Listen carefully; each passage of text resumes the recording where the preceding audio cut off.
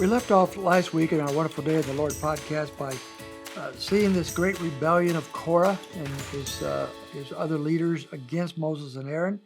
The Lord, in dramatic fashion, proves that Moses and Aaron are the hand-picked leaders that he has chosen, and he destroys all these people who had rebelled against the leadership and have made this power play against Moses and Aaron.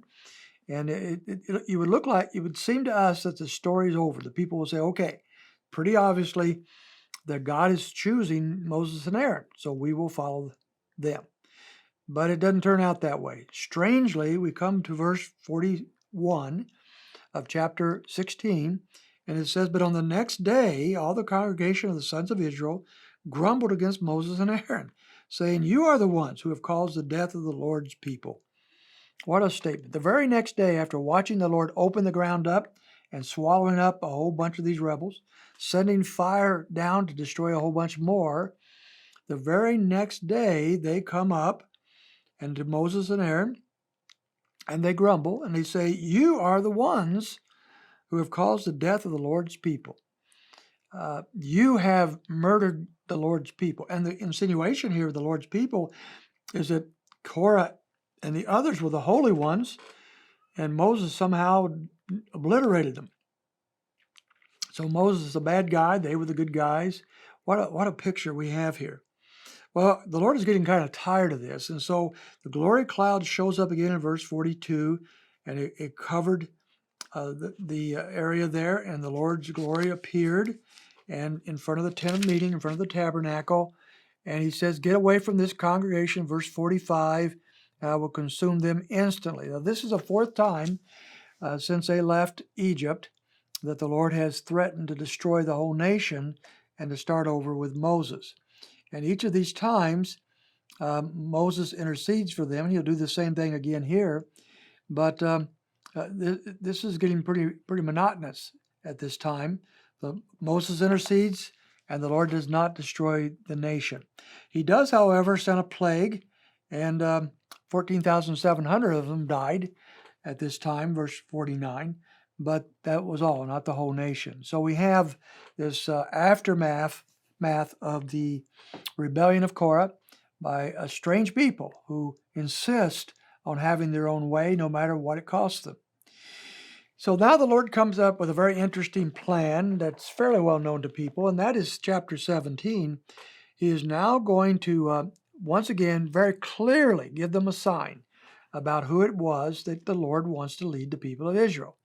And he's going to do it by having them in verse 2 of chapter 17 have a rod from every one of the 12 tribes brought and laid at the tabernacle.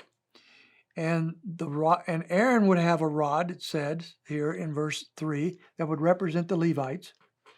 And that rod would have his name on it.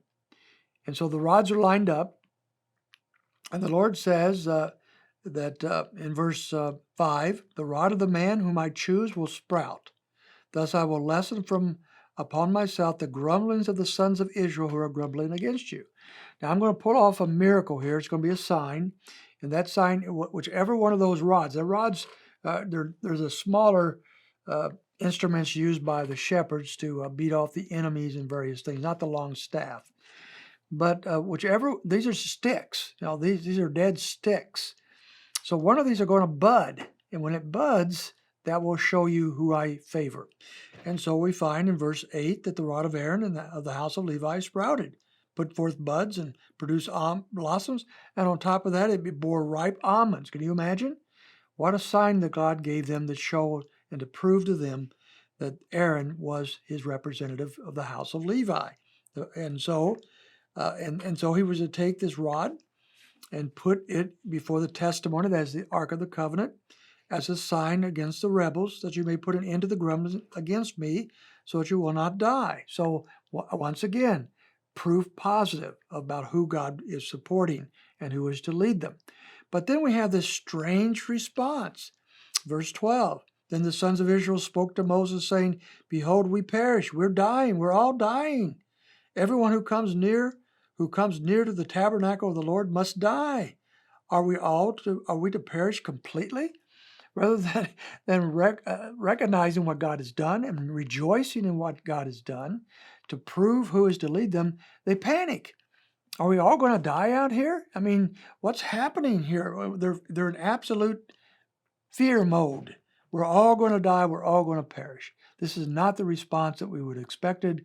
And as we press on through the stories in the book of Numbers and Deuteronomy, we find that the people continue pretty much on a regular basis to rebel against the things of the Lord. They're not seeming to catch on at all. Pretty depressing, really, as we look at these stories together. But this is the narrative. This is what's going on. And God shows us His loving kindness to a people that are almost always in rebellion against Him.